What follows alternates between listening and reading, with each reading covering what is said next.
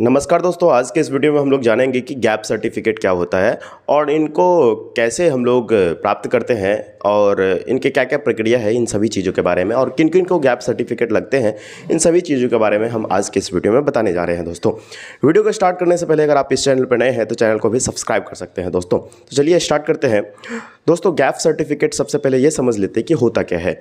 अगर मान लीजिए आपका सेशन ग्रेजुएशन का 17 से 20 था, ठीक है, तो उस पीरियड में आपने ग्रेजुएशन किया, ठीक है। इसके बाद आपने सोचा कि हम थोड़ा जॉब कर लेते हैं या फिर कंपटीशन का तैयारी करते हैं, तो 4-5 साल किए। उसके बाद जो है आपका कहीं जॉब नहीं लगा। नहीं लगने के बाद आपने सोचा कि कुछ और हम डिग्री हासिल कर लेते हैं, कोई और पढ़ाई कर लेते हैं।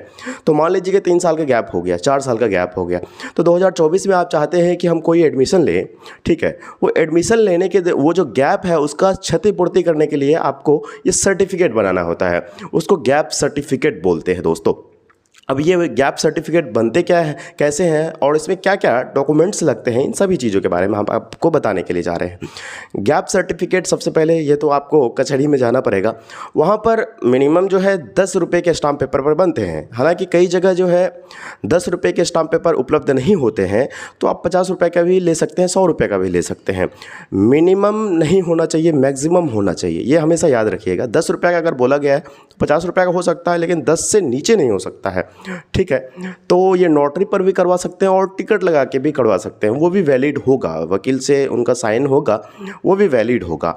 अब इसमें क्या रहता है, इसका फॉर्मेट क्या होता है, इन सभी चीज़ों के बारे में हम बताएंगे। दोस्तों, इसमें इसका हिंदी भी आप टाइप करवा सकते हैं, आपका जो भी इशूज़ है उसके बारे में।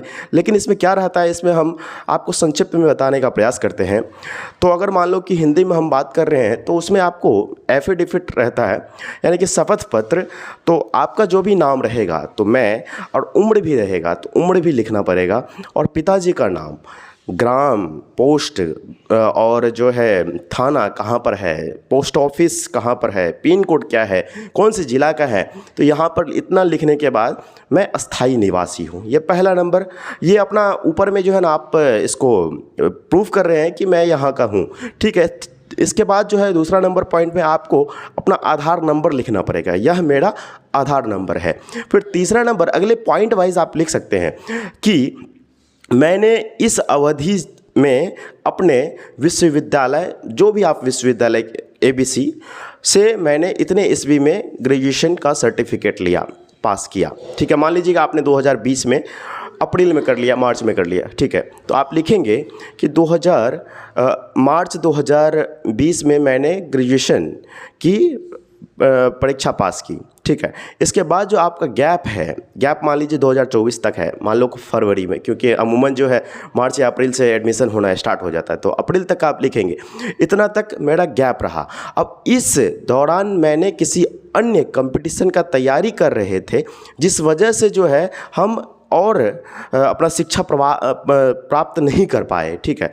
आपको ये लिखना है, या तो गवर्नमेंट जॉब की तैयारी कर रहे थे, नहीं तो कुछ फैमिली इश्यूज़ में अपना व्यस्त हो गए, कुछ ऐसा रीज़न देना है, ठीक है। इसके बाद जो है वो जो गैप का अवधि है, मान लीजिए 2 साल है, 3 साल है, इन सभी चीज़ों के बारे में आपको लिखना पड़ेगा।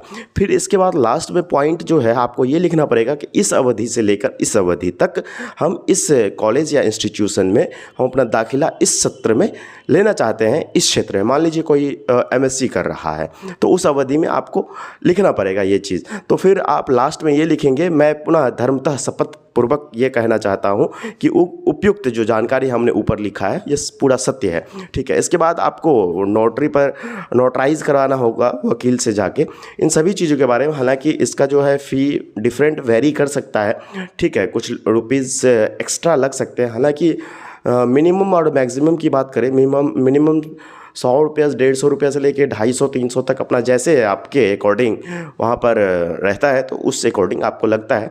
ये चीज़ आपको या तो आप खुद से टाइप करवा लें, नहीं तो वहाँ पर टाइपिस्ट रहते हैं।